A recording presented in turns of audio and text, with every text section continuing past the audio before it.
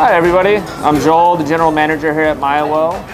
I'm Drew Garrison, I'm with JVS Imports, and we're going to be talking about some Mezcal today. So Joel, why don't you tell me about this bar?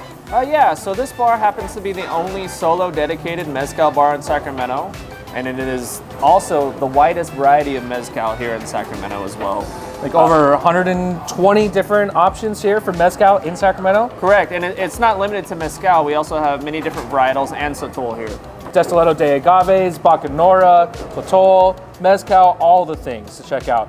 So what we're going to talk about today is going to be Mezcal. It is a very complicated spirit, so we're going to try to make it easier for you, and we're going to drink it along the way to make us feel better about the whole situation. A little bit. So Mezcal is really cool, and what's really going to stand out about Mezcal is that this is actually a type of product that comes from 10 different states in Mexico. So everybody's heard of tequila, right? Most of that comes from Jalisco, but there's 5 total states that can actually produce tequila. With Mezcal, it's 10 different states. They can have up over 40 different types of agave can be made into Mezcal. Some of them are smoky, some of them are not. It is one of the most complicated spirits out there. The easiest way to think about it is like wine.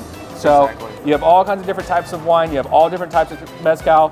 If you don't like Mezcal, I encourage you to keep trying it because I guarantee there's one out there for you. So, that said, should we drink some Mezcal? Yeah, absolutely. Let's let everybody know what state we're visiting today. All right, so we're going to focus on Oaxaca today because Oaxaca is responsible for, I think at this point, probably like 90% of the Mezcal that we do get right now. But again, there's 9 other states that this stuff is going to start coming from, and we see it out there. So, kicking it off with some Rey Campero. This is their Madre Quiche. So this is one of my personal favorites. This is a Karwinski. That's like the scientific name because there's a lot of colloquial names that exist all throughout Oaxaca. So sometimes, you'll find Madre Quiche that's also called Baril. So like I said, super complicated. Trying to keep it easy for you, but let's just drink some. So this is going to come from Candelaria Yegolay. The master mezcalero on this is Romulo Sanchez. And Romulo is going to be using agave that's typically 13 to 14 years old before they harvest it. So that's a long time in the ground, right? That's a long time for it to feel the influences of terroir. From there, they're going to bring it into the palenque, and they're going to either quarter it or half that agave, and they're going to cook it. Now, typically with mezcal, people always say it's like the smoky tequila, right? The reason for that is because it's cooked underground in what we call a horno. It's basically this big underground oven, right? So they cover that, they're gonna cook it for anywhere 3 to 5 days, and then they're gonna take that out, they're gonna crush it in a tahona, so that's gonna be that big stone wheel that you see, kind of like, it's a sexy thing for white people, right? That's what they do. So they're gonna take that, we're gonna crush that agave, it's gonna go into these big wooden tanks. And these wooden tanks are going to do a wild yeast fermentation. So, yeast exists all over, right? All over the world. All over the world, all over these palenques. And so they're going to, that's going to start the alcohol process. And then so once it's been fermenting on these ones, typically about 2 weeks.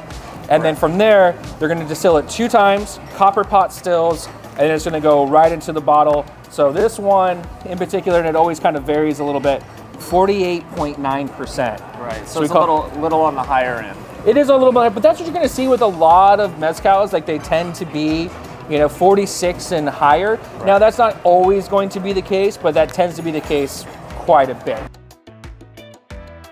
Salud. Salud. Cheers. So cheers. Okay, so now you have this wonderful palate. And you have this really deep vocabulary. What are some of the things that you get on this mezcal? So with Madre Quiche, you're going to get, initially in the upfront of the tasting, it's going to be a lot of minerality.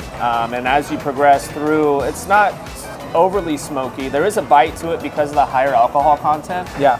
In tequilas, anything above 47, especially for a Blanco, that would be considered a still strength. So this is coming out of the still and it's quite hot, as someone would say. Yeah. So there is a little bite to it, not too much. It's a real mellow finish, and then towards the end of it, you get a lot of stone fruits, your apricots. So this would pair really, really well with a pork or a fish. You don't want to pair this necessarily with a steak or anything like that. You want to pair it with more mellow items, and it's a beautiful expression. What do you think, Drew? I love this one. I think this is one of the agaves that I always start people off with. Yeah. So typically what we are mostly exposed to is espadín, and that's kind of like, that's a younger agave when it's harvested. This one being about 5 to 6 years older, I think it brings a little bit more to the table, right? A little bit more oomph on it. And I think with that being the case, if someone's looking for something that's maybe not dominated by smoke, like you said, this one's not dominated by smoke because it has so much more being brought to the table. That's why I like a Madre Cuiche for someone who's ready to take that next step. So if you have a guest in here and they're talking like, I've had this mezcal, I was like, cool, let's try out some Madre Cuiches. It's just a really cool agave as well. It's actually more tree-like, so you'll have this big trunk and then the pincas shoot off of it. And the Madre Cuiche is actually used to was used for a long time to protect espadine fields. So anytime that harmful insects or anything that would come in, they'd hit the Madre Cuiche, and that would be kind of like the savior for the espadine because, again, those have shorter maturation times and stuff like that. So I love this one. I always use a Madre Cuiche as my litmus test for all brands. If you have a good Madre Cuiche, then I'm probably going to like the rest of your stuff. But it's also my favorite agave, so I'm also super biased. Right. But yeah, I don't know. Is there anything else that you would pair this with that you can think of on the top of your head? Yeah, you know, I think it's a good starter for a flight. I think the best way to experience mezcal when you're nuanced to it is in tasting flights, and here we do offer that. And I think it's a good way to slowly get into mezcal, and this is one of the varietals, like you said, it's a good litmus test. Yeah. If it is a good varietal of mezcal. Good producer of mezcal, yeah. Absolutely. Yeah. And then, you know, you can pair this with, one thing that I would pair this with is just simply chocolate. You're sitting at home, chocolate, potato chips, really easy, right? That's one of my favorite. I love doing dark chocolate and mezcal. Exactly. It's like this sneaky, amazing combination. Right. So I totally agree with you. Dessert and mezcal. Exactly. All day. 100%. Yeah. You know, just like with other things that are mineral forward, like with wine, because mezcal, like you said, is just like wine with multitudes of varietals. Yeah. A wine that I would compare this to is a Riesling. Okay. Because of the minerality that normally Rieslings from Germany would have. Yeah. So, you know, it's a good starting point, and I think, you know, it's just a great start for, you know, a mezcal tasting. And it's a beautiful, beautiful expression. Go out there and get yourself a Madre Cuiche. Yeah, absolutely. From Ray Campero. Yes. Cheers. Cheers.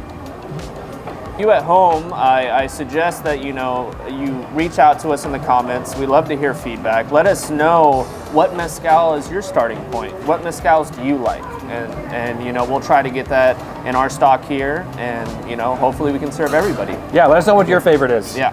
So I think this wraps up this review of this Madre Cuiche, Drew. Let us know in the comments what your favorite mezcal is, and hopefully we can review it next. Cheers. Cheers.